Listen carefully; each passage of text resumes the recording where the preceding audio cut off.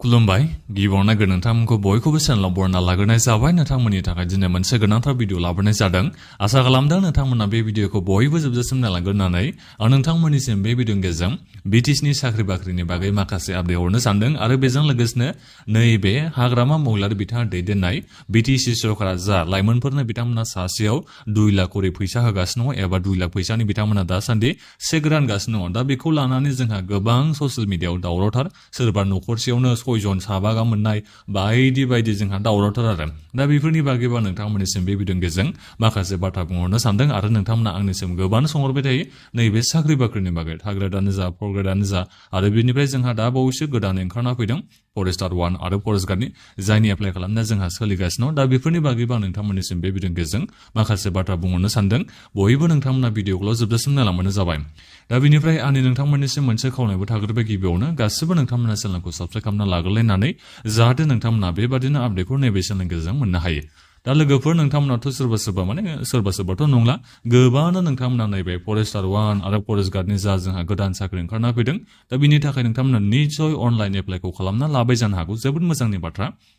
गासै जोंहा साख्रिनि भेकेन्सिया 157ल' फरेस्टार 1 बिनिफ्राय फरेस्ट गार्डखौ लानानै नाथायबा बे साख्रिया बारायनोबो हागौ एसे नोंथांमोना चान्सखौ लाबानो जाबाय दा थोंजोङै बेखौबो बुंनो हाला बारायथारगोन होननानै नाथायबा बारायनायनि जोंहा गोबां चान्सआ दङ जोबोद खम बे 157था पस्टआ जोंनि थाखाय जोबोद खम होननानै बेखौ बुंनो नांगोन खमथारबा बेयो 1000नि बारा जानांगौमोन 1000नि बारा जाथारनांगौमोन नैबे फरेस्टार 1 आरो फरेस्ट गार्डनि साख्रिखौ लानानै मानो होनोबा जोंनि नैबे BTCआव आनएमप्लयमेन्टआ बांनायनिफ्राय बांगासिनो दं नोंथांमोना सानना नायबानो जाबाय दा थिग बेबादिनो रिक्रुटमेन्टनि जोंहा थिसनथाइनि बेलायावबोथ' लेहेमनिफ्राय लेहेम जाखादों नोंथांमोनाथ' मिथिखागौ जोंनि नैबे BTCआव थार्ड ग्रेडआनो जा फर्थ ग्रेडआनो जा लेहेमनिफ्राय जोंहा लेहेम जालांगासिनो दङ लाइमोनफोरनि फिउचारनि बागै रावबो सरकारा सानखायानोसै होननानै बेखौ बुंनो नांगोन जोंनि नैबे BTCनि बेलायाव बाले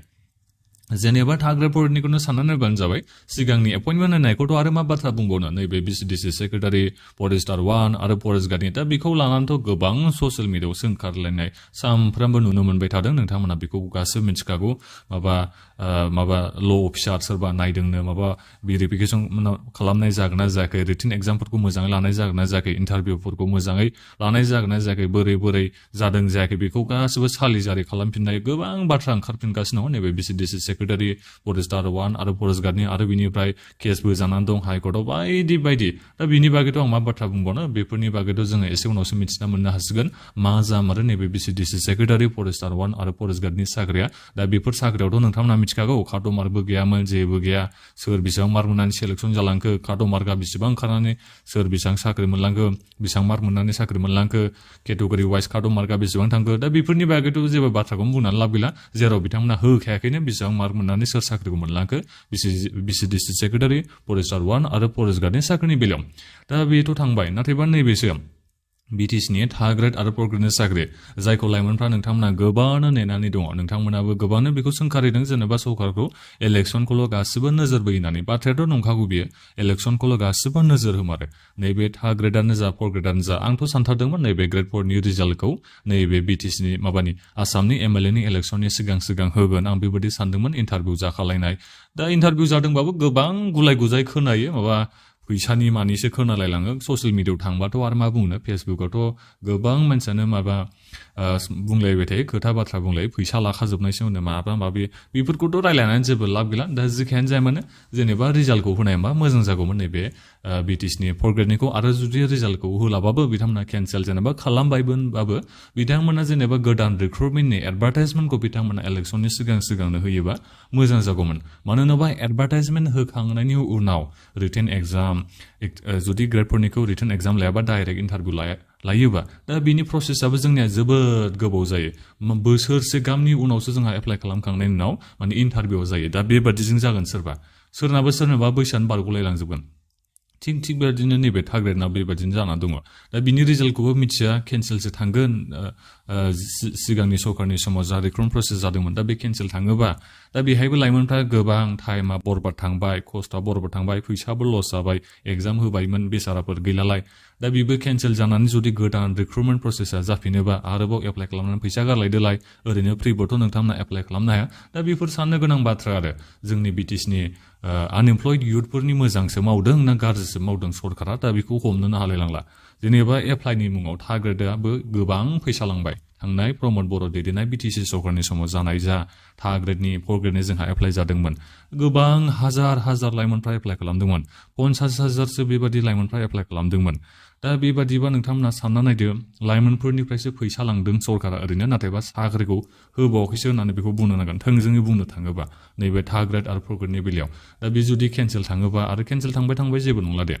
गोदानै नाथायबा रिक्रुटमेन्ट प्रसेसखौथ' थाब खालामनांगोन दा बेखौबो साननांगोन सरकार नाथायबा बिनि बागैथ' जेबो साननायानो गैया होननानै बेखौ बुंनो नांगोन जोबोद आंबो माने सिं रागा जोंनानै दङ बेबादिथ' जानो नाङा जेनेबा साख्रिनि रिक्रुटमेन्ट प्रसेसा ट्रेन्सपेरेन्सियै मोजाङै process by process step by step बै थांनांगौ जेनेबा रिटेन एग्जाम जाबाय रिटेन एग्जामाव बेसेबां कार्ड मार्क थांखो बेखौ मोजाङै क्लियारिफिकेसन होदो रिजाल्टआव मोजां देखायदो बिनि उनाव इन्टारभिउ लादो इन्टारभिउआव बेसेबां कार्ड मार्क थांखो केटेगरि वाइज बेसेबां थांखो बेखौ देखायदो फाइनाल मेरिट लिस्ट बानायदो केटेगरि बेसेबां मार्क थांखो फाइनाल मेरिट लिस्टआव दा बेफोरखौ मोजाङै रिजाल्टखौ होबानो जेबो गुलाय गुजायानो जाथारा नाथायबा जोंनिया मा BTC आव गुलाय गुजाय खादमारबो गैया जेबो गैया डाइरेक्ट थिसनथाइ होबाय गैया नोङो मिथिना मोनला रिटेन एग्जामाव बेसेबां मार्क थांखो बिनिफ्राय इन्टारभिउआव बेसेबां मार्क थांखो जेबो पात्ता गैया डाइरेक्ट रुल नाम्बार होगोन डाइरेक्ट नाम्बार होगोन आरसाइ होबाबो नों कार्ड मार्कबो मोना जेबो मोना बे जाहैबाय जोंनि नैबे BTC सरकारनि साख्रिनि जोंहा थिसनथाइनि प्रसेसा होननानै बेखौ बुंनो नांगोन दा बेनिखायनो नैबे BTC सरकारा गोदान जा सरकार हाग्रामा महिलारि बिथांनि दा बिथांनि सरकारा माबादि रिक्रुटमेन्ट प्रसेस खालामो बेखौसो जोङो एसे दायो नायनांसिगोन आरो सरकारा खोनासंगोना सङाखै गुलाय गुजाय जाबाय थानायखौ दा बेबो मोनसे साननो गोनां बाथ्रा जाहैबाय दा जिखियानो जाया मानो आंथ' माने फोथायनायानो गैलायलांला BTCनि साख्रिनि सायाव रिक्रुटमेन्ट प्रसेसा बोरै जागोन बेफोरखौ हमनोनो हालायलांला दा मा बुंनो दा नोंथांमोननि गोसोसै सोर एप्लाइ खालामो सोर एप्लाइ खालामा अब्लाबो आं खावलायदों एबाराव मोजांबो जानो हागौ गाज्रिबो जानो हागौ एप्लाइ खालामनानै नोंथांमोना दोनबानो जाबाय नैबे थार्ड ग्रेड आरो फर्थ ग्रेडनिखौ बेनिफ्राय BTC सरकाराथ' बेखौ बुंदों सरकारनिफ्राय माखासे मानसिफ्रा बेखौ बुंदों आरो जेनेबा इलेक्सननि उनाव 1600निबो बांसिन नैबे थार्ड ग्रेड फर्थ ग्रेडनि साख्रि ओंखारना फैगोन होननानै साख्रियाथ' फैगोन नाथायबा बोरै जागोन बेसो रिक्रुटमेन्ट प्रसेसा माब्ला जोबहैगोन माब्ला एपइन्टमेन्ट होगोन दा बेसो लाइमोनफ्राथ' नेनो हायाना इसेबां दिन बा दिन बैसोआबो जाबाय थादों रेसपन्सिबिलिटियाबो बारायलांनायनिफ्राय बारायलांगासिनो दङ दा बेफोरखौ एसे नोजोर बोनानै मोजाङै रिक्रुटमेन्ट प्रसेसखौ थाबै BTC सरकार खालामना होयोबा आं बेखौ बेनिफ्राय नैबे जा BTC सरकारा दासान्दि फैसा रानगासिनो दं माने 2 लाखनि चेक होगासिनो दङ आनएमप्लयड इयुथफोरनो जायफोर बिथांमोननियाव स्किल सार्टिफिकेट दं बायदि क्वालिफिकेसन दङ बिथांमोननो सासेयाव 2 लाखनि चेक होगासिनो दङ दा बे चेक होनायनि सायावबो दायो गोबां दावराव माने दावराव जाखानांगोनबो मानो होनोबा सोरबा न'खरसेयावनो माने 7 गाहाम 6 जनबो गाहाम मोननाय बेबायदि दायो निउसाव ओंखारना फैदों दा बेयो बोरै जाथावना जाखो जेनेबा मोनसे न'खरावनो जुदि गासिबो फेमिलि मेम्बारा मोनजोबा बे मोनसे साननो गोनां बाथ्रा नंगौना नङा नोंथांमोना सानदों नामा बे सेलेक्सन प्रसेसा मोजाङै प्रसेस वाइज मोजाङै ट्रेन्सपेरेन्सि मोजां जादों होननानै बेबादिबा सानजागोन नामा बे मालाबाबो सानजाथाव नङा मोजाङै ट्रेन्सपेरेन्सि बे एप्लाइनि प्रसेसा जायाखै होननानै जोङो बेखौ थोंजोङै बुंनो हागोन जुदि न'खरसेयावनो 7 गाहाम 6 जन गाहाम मानसिफ्रा मोनोबा बे जाथावनायानो नंखाया बे मोजां प्रसेसा जायाखै होननानै थोंजोङै बुंनो हायो जुदि बेबादि जादोंबा आरो जाबादि नुबाय थादों दा बेबादिनो जामारदों बायदियानो आरो दा बेनिखायनो सरकारा बेफोरनि फारसे मोजाङै नोजोर बोनांगौ आरो आं नोंथांमोननिसिम सिगाङावनो भिडिअ बानायना बुंहरदोंमोन बोरै एप्लाइ खालामनांगौ बहा थांनानै एप्लाइ खालामहैनांगौ माबादि स्किल सार्टिफिकेट नांगौ बेफोरनि बागै सरकारा मोजाङै डिटेल्सयैनो होआखै दा लाइमोनफ्रा उसुगुदु बहा थांनानै एप्लाइ खालामनांगौ रावबो मोजाङै मिथिजोबाखै होननानै आं नोंथांमोननिसिम खोन्थाहरखादोंमोन दा थिग बेबायदिनो दाबो खौरां बिजोङाव बेनि फारसेनो दावराव जागासिनो दङ आं सानखाबाय थादोंमोन बेनि बागै एसे दावरावथ' जाखागोन उनाव आं बेखौ मिथिना मोनखादोंमोन मानो होनोबा मोजाङै मोनसे सरकारा जुदि स्किम लन्च खालामोबा आनएमप्लयमेन्टनि जा बायदि स्किमनियानो जाया मानो जेनेबा स्किम मोनसे लन्च खालामोबा गासैबो बेहाय स्किमनि गाइडलाइन्सखौ मोजाङै सरकारा खोन्थाहरजोबो जेनेबा सोरबादि एप्लाइ खालामनो हागोन बैसोफ्रा बेसेबां जानांगोन एलिजिबिलिटि क्राइटेरिया माबादि जानांगोन मा डकुमेन्ट्स होनानै एप्लाइ खालामनो हागोन माबादि स्किल सार्टिफिकेट नांगोन स्किल सार्टिफिकेटआ बेसेबांसो मान्थनिया जागोन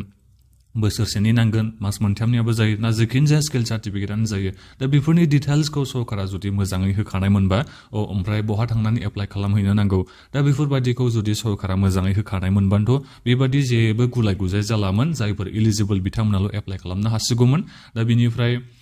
जायफोर मोननांगौ बिथांमोनाल' मोनगौमोन नाथायबा दानाथ' जों मिथियासै एप्लाइ खालामनाया बोरै जाखो बैसोआबो बेसेबां जानांगौमोन सोरबादि एप्लाइ खालामनो नांगौमोन दा बेखौ जेबो मिथियासै सोरनावबा सोंथिंलाबायनानै एप्लाइ एप्लाइ खालामनांगौ जायोबा बे मोनसे मोजां स्किम जायो नामा नोंथांमोना बेखौ सानना नायबानो जाबाय बेनिखायनो सरकारा बे मोनसे गोरोन्थि खामानिखौ मावदों होननानै थोंजोङै बुंनो नांगोन मानो होनोबा बिथांमोना स्किमनि गाइडलाइन्सखौ मोजाङै निउसफ्रावबो होनांगौमोन जेनेबा पर्टेलफ्रावबो होजायोमोन बिथांमोना जोंहा माथो पर्टेल दंखायो BTC सरकारनि दा बे वेबसाइटफ्राव बिथांमोना होबानोथ' जाबायमोन ना अब्लानोथ' गासिबो रायजो राजाफ्रा मिथिजोबायमोन उनाव नोंथांमोना सरकारा सोरखौ सेलेक्ट खालामो सोरखौ रेजेक्ट खालामो दा नोंथांमोननि सायाव सोनारगौमोन नाथायबा लाइमोनफोरनोथ' नोंथांमोना एप्लाइ खालामनो थाखाय मोजाङै खाबुखौ होनांगौमोन मोनसे प्रसेसै नोंथांमोना एप्लाइ खालामनो थाखाय खाबु होनांगौमोन अब्लानोथ' जेबो बेहाय साननांगौ बाथ्रा फैयामोन दा बेखौनो आं नोंथांमोननिसिम बे बिदिंगिजों बुंनो थाङो जेनेबा आजिखालिथ' अनलाइननि जुग जाजोब्बाय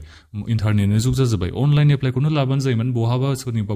अफिसाव थांनानै एप्लाइ खालामहैनांगौ जायोबा एसे उसुबिदा जायो दानि जुगाव दा बेनिखायनो अनलाइन एप्लाइ खालामनो थाखाय वेबसाइटफोर मोनसे खुलिना होबानो जाबायमोन ना नाथायबा बे जेनेबा फिसानो जा मायानो जा बेबादि खालामनानै होबाबो जाबायमोन ना जेनेबा एप्लाइ खालामनायाव 200 ला 100 ला अब्लाबो अनलाइन एप्लाइ खालामनो थाखाय खाबुथ' होबानो जाबायमोन अब्लानोथ' जेबो बेबादि प्रब्लेम जानाय नङामोन लाइमोनफ्रा गासिबोथ' एप्लाइ खालामनो मोनसिगोन दा बिनि उनाव नोंथांमोना सोरखौ सेलेक्ट खालामनांगौ सोरखौ रेजेक्ट खालामनांगौ दा नोंथांमोननि सायाव बे सोनारगौमोन लाइमोनफ्रा अब्लाबो दुखु मोननाय नङामोन जेनेबा जों एप्लाइ खालामनो मोनदों बेबादि सानगौमोन एप्लाइ खालामनो मोनबाबो नाथायबा एप्लाइखौनो दा जाखिनि 2 लाखनि चेक रानगासिनो दङ दा बेखौ लाइमोनफ्रा रावबो मोजाङैनो मिथिना मोननो हायाखै दा बेयो मोनसे जोबोद गिदिर मोनसे गोरोन्थि जादों होननानै बेखौ बुंनो नांगोन नैबे BTC सरकारनि जा 2 लाखनि दायो चेक रानगासिनो दङ दा बेहाय आनएमप्लयमेन्ट युथ होननानै बेहाय बुंदों जेनेबा साख्रि बाख्रि गैजायै बेखार जायफोर इडुकेटेड जायफोरनाव स्किल दं फरायनाया मोजां दा बिथांमोननो नोंथांमोना 2 लाख होनायनि बाथ्राथ' बुंदोंमोन नाथायबा आनएमप्लयड युथनि बैसोआ बेसेबांसिम जानांगोन सोरबा 50 बोसोर 45 बोसोर हाबा हुबा जालायनानै बोरायलायलांबाय दा बिथांमोनाबो युथनि केटेगरियाव गोलैगोन नामा बिथांमोनाबो आनएमप्लयड बे सेंग्रा सिख्लानि बैसोआवनो बिथांमोनाबो गोलैगोन नामा दा बेबो मोनसे कुइसन आंथ' सानो जेनेबा बेबादि स्किम लाबोयोबा 20 बोसोरनिफ्रायनो एप्लाइ खालामनो हानाय आजिखालिथ' खाबु होनांगौ आजिखालि जोबोद मेच्योर जायो 20 बोसोरनिफ्रायबो जेनेबा आजिखालि बेबादि इसेबां 28 बोसोर जालायनाय बेबादि बासो एप्लाइ खालामनो मोनगोन बेबादिथ' जानानो आंथ' बेखौनो बुङो गोबां माने जायफोर उन्दै बैसोनि बिथांमोनावसो जोबोद एनार्जियाबो थायो बेबादि नङा जेनेबा जायफोर बैसोआ गिदिर जाबाय बिथांमोनाव एनार्जि थाया बेबादि होनाखै आं नायोबा नैबे क्रिएटिभ माइन्डआ बांसिन नैबे उन्दै बैसोआव माने डिसिसन लानो हानाय बिथांमोना जेनेबा रिस्कखौ लानो हानाय गोहोआ बांसिन जायो दा बेनिखायनो नैबे 20 बोसोरफोरनिफ्रायनो एप्लाइ खालामनो थाखाय खाबुखौ होनांगौ आंनि बाथौ बे आंनि साननाय आरो दा जिखियानो जाया नोंथांमोना दायो खौरां बिजोङावथ' गोबां नांलाय खमलाय जानायखौथ' नोंथांमोना नुखाबाय थादों गोबां नोंथांमोनाबो कमेन्ट खालामगासिनो दङ बायदि होननानै गावबा गावनि ससियेल मिडियाआव दा जिखियानो जाया बे सोंखारिथावना बाथ्राखौथ' नोंथांमोना गासिबो सोंखारिखानांगोनखा बेहाय पार्टिनि जेबो खोथा गैया बेहाय जेबो माबा गैया बेहाय पार्टि दोलोनि जेबो बेहाय खोथा फैया जायखौ नोंथांमोना मोजां जाजानो लुबैदों दा बेखौ मोजां जाजानो लुबैनो थाखायथ' नोंथांमोना बाथ्राखौथ' लाखिलायनांगोन जिखिनि जायानो पार्टियानो जाया मानो सरकाराथ' नाथायबा जोंनिनो सरकार नङा होमबा दा बेनिखायनो नोंथांमोननिसिम आं बेखिनि बाथ्राखौनो बुंहरनाय जाबाय नोंथांमोना दानिया गावबा गावनि रायखौबो भिडिअ'खौ मुक्सआव कमेन्ट खालामना खोन्थाहरलायदो बे भिडिअ'खौ नोंथांमोना गासिबो शेयार खालामदो आरो बिनिफ्राय आंनि बाथ्रा बुंलांनायाव माबाफोर जुदि गोरोन्थि जाबायबा नोंथांमोना बयबो आंखौ निमाहा होगोनबो आं आसा खालामनाय थाबाय थब्लं बेबादिनो बाथ्राफोरखौ आंनाबो बुंलायलाङो दा जेबो नंला दे दा बेखिनियानोमोन गोजोन्थों